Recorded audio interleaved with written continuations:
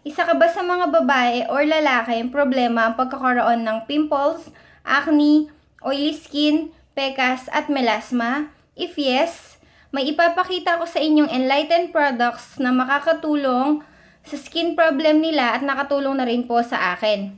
First is the Enlighten O2 Bubble Cleanser, Enlighten Kojic Papaya with Glutathione, Enlighten Facial Cleanser, and Enlighten Cloud Cream.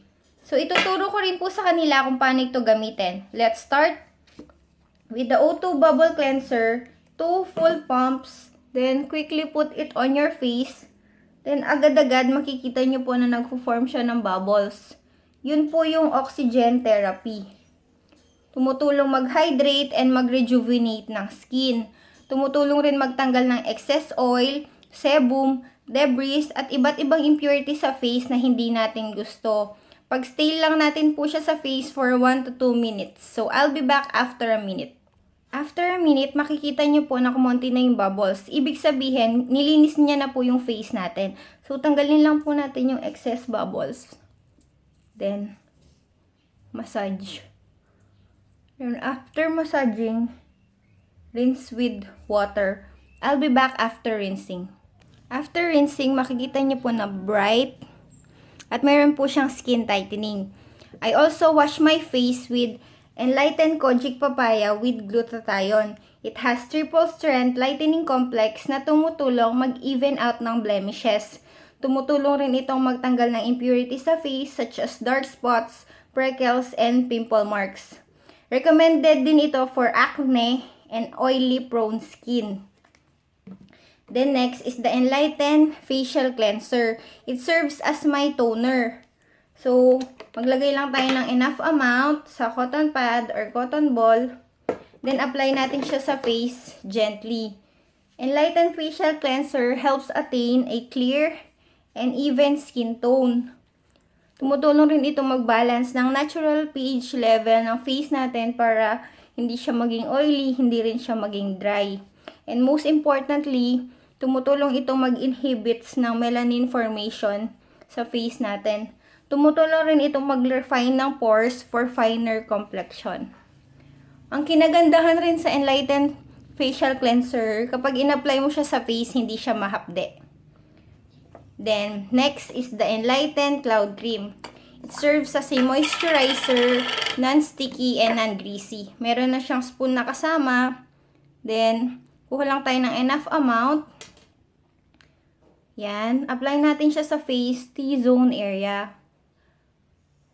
Then, spread lang natin. Enlighten Cloud Cream provides instant brightening effect para maging healthy and glowing yung face natin. Tumutulong rin itong mag-protect ng dark spots. Tumutulong rin itong mag-limit ng overproduction of melanin kasi meron itong white rice and milk protein.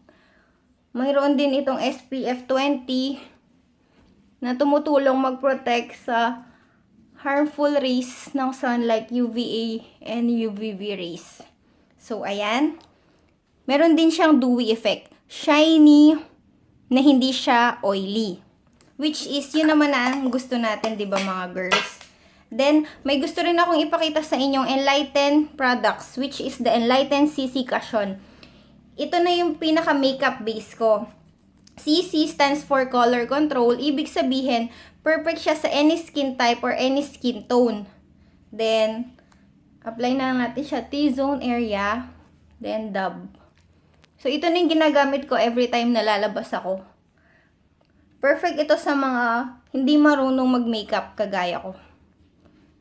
SPF 50 na rin to na may protection ka na sa harmful rays ng sun. SPF 50. Yan. Then, tumutulong itong ma-achieve yung flawless coverage na gusto natin. Tumutulong rin itong mag-lighten at mag-reverse ng signs of aging. Yan. So, kahit pagpawisan po tayo, hindi po siya magbubuo-buo.